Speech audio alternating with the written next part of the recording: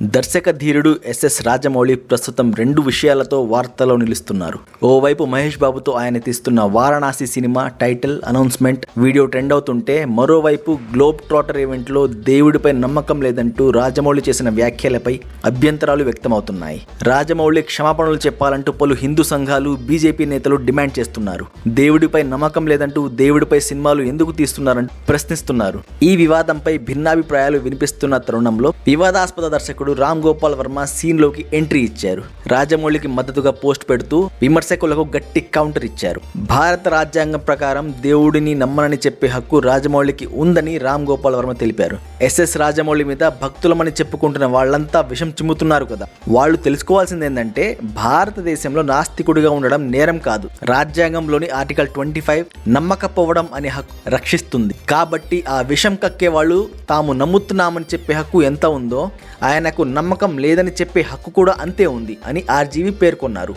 దేవుడిని నమ్మనప్పుడు సినిమాల్లో దేవుడిని ఎందుకు చూపిస్తున్నాడు అనే పనికిమాలిన వాదన విషయానికి వస్తే, ఆ లాజిక్ ప్రకారం ఒక ఫిల్మ్ మేకర్ గ్యాంగ్స్టర్ సినిమా తీయడానికి గ్యాంగ్స్టర్గా అవ్వాలా? హారర్ సినిమా తీయాలంటే గోస్ట్గా మారాలా? నిజానికి రాజమౌళి దేవుడిని నమ్మకపోయినా చాలా మంది భక్తులు 100 జన్మల్లో కూడా చూడలేనంత 100 రెట్లు ఎక్కువ విజయం, ఎక్కువ సంపద, అభిమానుల ఆదరణను అని రామ్ గోపాల్ వర్మ అన్నారు.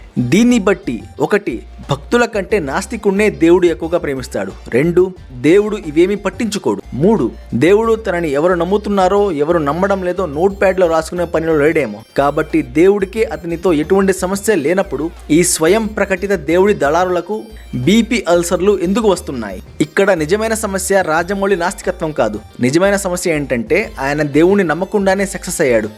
అది పిచ్చిగా దేవుణ్ణి మొక్కినా ఘోరంగా ఫెయిల్ అవుతున్న వాళ్ళకి భయాన్ని కలిగిస్తుంది. కాబట్టి భక్తులు దేవుణ్ణి వెనకేసుకుని రావడం మానేయాలి. ఎందుకంటే అది దేవుణ్ణి అవమానించినట్లే, వాళ్ళ రక్షణ అవసరమయ్యేంత బలహీనుడిగా దేవుణ్ణి చూపిస్తున్నట్లే. నిజమేంటంటే, రాజమౌళి నాస్తికుడు అయినంత మాత్రాన దేవుడేమి తగ్గిపోడు. ఎవరైనా నమ్మడం ఆపేస్తే తమ విశ్వాసం కూలిపోతుందని భావించే వారిలో అభద్రతా భావాన్ని పెంచుతుంది. కాబట్టి రిలాక్స్ అవ్వండి.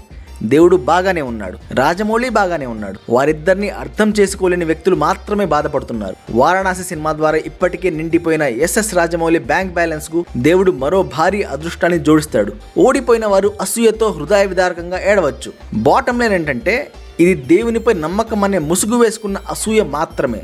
జై హనుమాన్ అని ఆర్జీవి తన పోస్ట్ లో రాసుకొచ్చారు. ఈ పోస్ట్ ప్రస్తుతం సోషల్ మీడియాలో వైరల్ అవుతుంది.